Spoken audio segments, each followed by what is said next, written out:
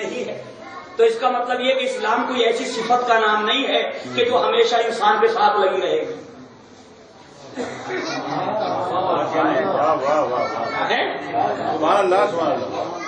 جہاں نظریہ بدلا تو فرمائیں جہاں عقیدہ بدلا تو مسلمان نہ رہا.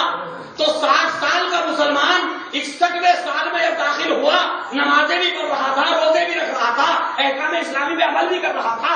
ایک جملے کی وجہ سے تمام امت مسلمہ کا فیصلہ کہ مسلمان نہیں رہا. تو ہمارا شیعہ بھی تو یہی ہے. تو فرما رہے شیعہ کا بھی مسئلہ یہی ہے کہ شیعہ کسے کہتے ہیں کہ اہل بیت کا چاہنے والا, ائمہ اطہار کی اطاعت اور امامت کا عقیدہ رکھنے والا. تو جس دن اطاعت سے نکل گیا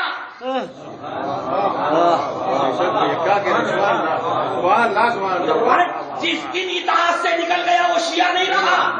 بولو 60 سال شیعہ رہا ہو, جس دن اطاعت امام سے نکل گیا تو جو فرمائے جس دن جو ہے وہ امام کے مقابلے میں تلوار لے کے آ گیا تو وہ شیعہ نہیں رہا. یہ ہمارا عقیدہ ہے. ہوں گے کوفے کے رہنے والے شیعہ, بس اس وقت تک شیعہ تھے جب تک حسین ابن علی کے خلاف تلوار نہیں اٹھائی. جیسے ہی تلوار نیام سے باہر نکلی وہ شیعہ نہیں ہے. جیسے کلمہ کفر کے بعد مسلمان نہیں ہے, ویسے امام کے مقابلے میں آنے کے بعد شیعہ نہیں. تو وہ تو اپنا مذہب بدل چکے نا. اب کیوں کہہ رہے ہو شیعہ؟ اب کیوں کہتے ہو شیعہ تھا؟ سوچنے کی بات ہے یا نہیں؟ اب یہ مسلمان کے جس نے کلمہ کفر زبان پہ جاری کیا, اگر یہ مسلمان کوئی کام انجام دے تو کوئی کہے گا یہ مسلمان نے کیا؟ نہیں کہا جائے گا کہ مسلمان تھا. تو پھر یہ کربلا میں آنے والوں کو شیعہ کیوں کہہ رہے ہیں؟ جو اطاعت امام سے نکل گیا وہ شیعہ کہاں ہے؟ تو اگر ثابت کرنا چاہیں تو ہم ان کا اسلام اہل سنت میں تو ثابت کر سکتے ہیں طریقوں کے اعتبار سے, طریقہ عبادت کے اعتبار سے. لیکن میں تو اپنے مسلمان بھائیوں سے یہی کہوں گا کہ خدا کے لیے نہ ہم انہیں سنی کہیں نہ تم انہیں شیعہ کہو. ہے نہیں, نہ ہم انہیں سنی کہیں نہ تم انہیں شیعہ کہو, بلکہ یوں کہا جائے کہ اسلام سے ان کا کوئی تعلق نہیں ہے, فرزند رسول کے مقابلے میں آئے اور آنے کے بعد کافر ہو گئے. واہ ہے نہیں؟ تو یہ لڑائی ہی ختم کیوں نہ کی جائے, اختلاف ہی ختم کیوں نہ کیا جائے؟ نہ وہ سنی تھے نہ شیعہ تھے. سنیوں کے یہاں بھی ضروری ہے کہ محبت اہل بیت جب تک نہیں ہوگی سنی نہیں ہو سکتا. شیعوں کے لیے بھی واجب ہے کہ محبت اہل بیت جب تک نہیں ہوگی وہ شیعہ نہیں ہو سکتا. تو اب یہ بتاؤ کہ جو حسین ابن علی کو قتل کرنے کے لیے آیا وہ محبت میں آیا یا بغض میں آیا ہے؟ بے شک بے شک. تو لہذا تسلیم کیجئے کہ وہ مسلمان نہیں تھے. عزیزان گرامی, یہ الزام بالکل بے بنیاد ہے کہ وہ مسلمان, غلط بات.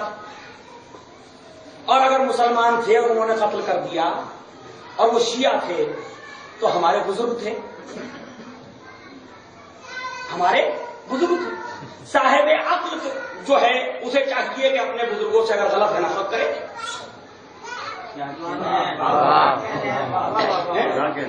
صاحب عقل کا فریضہ یہ ہے کہ اپنے بزرگوں سے جو غلط ہیں ان سے نفرت کرے. بیٹے کو چاہیے اگر باپ نے کسی کو قتل کیا ہے ناحق تو قاتل سے نفرت کرے. مقتول سے کیوں نفرت کر رہا ہے؟ کیونکہ قاتل پہ باپ ہے نہ کہ یہ قتل ہونے والا. ہمارے تو اس کا مطلب یہ کہ ہم صاحبان عقل ہیں کہ ہمارے بزرگوں نے امام حسین کو قتل کیا, ہم ان پہ لعنت بھیج رہے ہیں.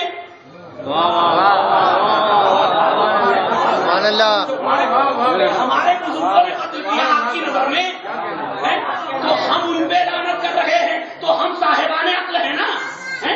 اور آپ کو محبت ان سے کیوں پیدا ہو رہی ہے؟ یہ ہمارے آپ کو خوش ہونا چاہیے. وہ ہمارے, آپ یہ کہتے شیعہ تھے تو ہمارے تھے نا, تو ہم چاہے ان پہ لعنت کریں اور چاہے ان کو برا بھلا کہیں.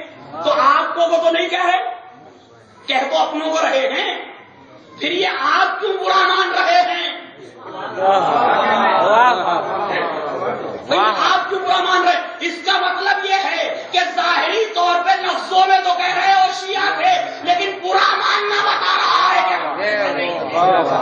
شک بے شک بے شک سبحان اللہ سبحان اللہ ماننا بتا رہا ہے کہ ہم میں سے نہیں تھے، ورنہ یہ آپ کو برا نہیں لگنا چاہیے تھا۔ آپ ان کا کیوں ڈیفینس کرتے، کیوں دفاع کرتے؟ یزید ایسا نہیں تھا تو تھا تو ہمارا بزرگ، ہم کہہ رہے ہیں آپ کیوں پریشان ہو رہے ہیں؟ تو جیسا بھی تھا تو ہمارا نا، تمہیں کیا تعلق ہے اس سے، یزید سے، کہ تم پریشان ہو جاتے ہو؟ تو کہیں نہ کہیں تعلق تو ہے کہ اگر یزید کے چہرے سے نقاب اتر گئی، اگر یزید کے چہرے سے نقاب اتر گئی اور یزید اپنی حقیقی شکل میں سامنے آ گیا تو یہ پورا سلسلہ جو ہے بے نقاب ہو جائے گا، پورا سلسلہ بے نقاب ہو جائے گا۔ کہ یہ آیا کہاں سے تھا؟ لوگ تلاش کریں گے نا کہیں سے کون لایا، تو یہ زنجیر کی ایک کڑی ہے نا، جب ایک کڑی ہاتھ میں آ جائے گی تو دوسری کڑی تک خود پہنچ جائے گا۔ تو کہیں خطرہ ہے کہ اس کے چہرے سے نقاب اترنے نہ دی جائے، اگر یہ بے نقاب ہو گیا تو پوری خلافت بے نقاب ہو جائے گی، پوری خلافت بے نقاب ہو جائے گی۔ اس لیے روکا جاتا ہے، برا نہ کہو، کسی کو برا نہ کہو، کسی کو برا نہ کہو۔ تو بروں کو برا نہ کہیں تو اچھوں کو کیا کہیں؟ دونوں برابر تو نہیں ہوتے۔ بس عزیزان گرامی، ہر مسلمان کو غور و فکر کرنا چاہیے کہ وہ کہاں کھڑا ہوا ہے، قاتلان امام حسین کے ساتھ کھڑا ہوا ہے یا امام حسین علیہ السلام کے ساتھ کھڑا ہوا ہے۔ اور یاد رکھیے کہ شیعان اہل بیت میں بھی وہ صفات نہیں ہونی چاہیے جو قاتلان امام حسین، دشمنان اہل بیت میں، وہ صفات ہمارے اندر نہیں ہونی چاہیے۔ ان کاموں سے ہمیں دور رہنا چاہیے کہ جو کام وہ کرتے تھے۔ زبان سے بار بار کسی چیز کو دہرانے کا نام تبرہ نہیں ہے، اس ظالم اور دشمن کے عمل سے برات کرنے کا نام تبرہ ہے۔ امام حسین علیہ السلام کربلا کے میدان میں صلی اللہ علیہ محمد ایک دوپہر کے اندر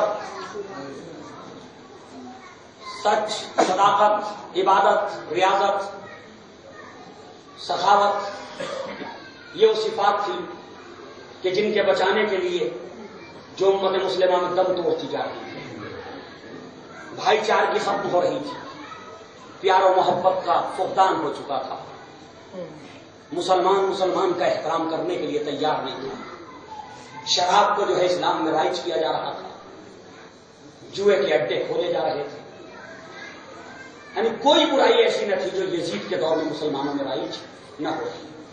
لہذا امام حسین علیہ السلام نے کربلا کے میدان میں آ کر کے اتنی عظیم قربانی صرف اس لیے پیش کی کہ یہ کام کہیں شریعت محمدی میں داخل نہ ہو جائے، یہ کام، یہ بری باتیں ان کو کہیں دوسری قوموں کے لوگ اسلام کا حکم نہ سمجھنے لگے، خدا کا حکم نہ سمجھنے لگے، اسلام کا طریقہ نہ سمجھنے لگے۔ یہ انشاءاللہ کسی دن عرض کروں گا تاریخی اعتبار سے۔ تو امام کی قربانی کوئی معمولی قربانی نہیں ہے۔ اگر آج بھی اس قربانی کے خلاف ان برے کاموں کو جو دشمنان اسلام انجام دے رہے تھے اور اسلام میں داخل کرنا چاہتے تھے، اگر ہمارے ہی درمیان کوئی شخص ایسا ہے کہ جو ان کاموں کو انجام دے کے اسلام کا حکم بتانا چاہتا ہے تو یاد رکھیے وہ حسین کے ساتھ، وہ اسلام کے ساتھ نہیں ہے، وہ قرآن کے ساتھ نہیں ہے، وہ خدا کے ساتھ نہیں ہے۔ یہ جو ایام گزر رہے ہیں جن میں آپ زندگی گزار رہے ہیں، یہ بڑے قیامت کے ایام ہیں، مصیبتوں کے ایام ہیں۔ وہ شہزادیاں جو 11 محرم کو کربلا کے میدان سے گزاری گئی اور والی و وارث کے جنازے سامنے پڑے ہوئے تھے۔ عزیزوں، بہت آسان ہے مصیبت کا سننا اور مصیبت کا پڑھ دینا، لیکن اس کے دل سے پوچھو جس پہ گزر گیا۔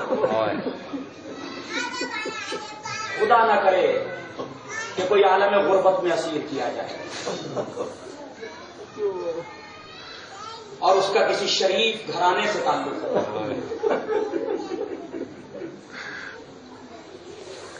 عزیزان گرامی، پر رونے کے لیے تو اتنا ہی کافی ہے کہ امام حسین شہید کر دیا. رونے کے لیے تو اتنا ہی کافی ہے کہ علی کی بیٹیوں کے سر پہ پردہ نہ. 11 محرم آئی. ایک مرتبہ پسر صاحب نے حکم دیا شمر ان بے کچاوا اونٹوں کو لے جاؤ اور ان بیویوں کو اونٹوں پہ سوار کرو. انہیں گرفتار کر کے کوفے لے جانا ہے. ابن زیاد کے سامنے پیش کرنا ہے. تاریخ کہتی کہ شمر جو ہے وہ بے کچاوا اونٹوں کو لے کر کے آ گیا. یہ بے کچاوا اونٹ میں آپ کے سامنے عرض کروں کہ بے کچاوا اونٹ پہ سواری کا کیا منظر ہوتا ہے. جناب ابو ذر غفاری کو شام سے بھیجا گیا تھا. بے کچاوا اونٹ پہ بھیجا گیا تھا. معاویہ نے سوار کر کے تیسری دور خلافت میں شام سے بھیجا. جب شام سے سوار ہو کے آئے نا مدینے تک تو تاریخ نے لکھا کہ رانوں کا گوشت کیونکہ اونٹ کے جسم میں اونٹ کی کمر میں ہڈیاں نکلی ہوئی ہوتی ہیں. اونٹ کی کمر میں ہڈیاں نکلی ہوئی ہوتی ہیں. جب وہ چلتا ہے نا تو انسان اگر اس پہ بغیر کچاوے کے بیٹھ جائے بغیر مسند کے بیٹھ جائے تو گوشت جو ہے وہ چھلنے لگتا ہے. لہذا جناب ابو ذر غفاری جب مدینے پہنچے تو تاریخ نے لکھا کہ رانوں کا گوشت چھل چکا. خون میں لہو لہان تھے. عزیزوں وہی سزا کہ جو دور خلافت صوبوں میں جناب ابو ذر غفاری کو دی گئی تھی وہی سلوک اہل بیت کے ساتھ 11 محرم کو کیا جاتا. بے کجاوا اونٹوں میں ان بیویوں کو سوار کیا گیا. سر پہ چادر نہیں ہے. ہاتھ پسے گردن باندھ دیے گئے. چھوٹے چھوٹے بچے ہیں جو مختلف اونٹوں پہ سوار کیے گئے ہیں. مائیں ہیں بار بار بچوں کی طرف دیکھتی ہیں یہ بچے کہیں اونٹ سے گر کے مر جائے. عزیزوں یہ منظر سے جب آپ جائیے گا نا زیارت کے لیے انشاءاللہ تو آپ جا کر کے وہاں پوچھیے گا. جب کوفے سے کربلا سے کوفے کے راستے میں سفر کرو گے نا تو وہاں تقریباً 30 سے 32 بچوں کی قبریں موجود ہیں.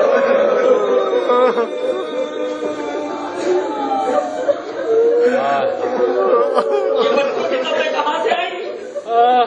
جب کربلا میں ان بچوں کا الگ الگ دکھایا گیا یہ بچے اونٹوں کی پشت سے گر جاتے تھے اور وہی دم توڑ دیتے تھے. پائے کی فریاد کر رہی تھی میرے والیوں والے ارے ہم اس طرح سے اسیر کیے گئے کہ دنیا میں کوئی چین نہ کیا گیا ہوگا.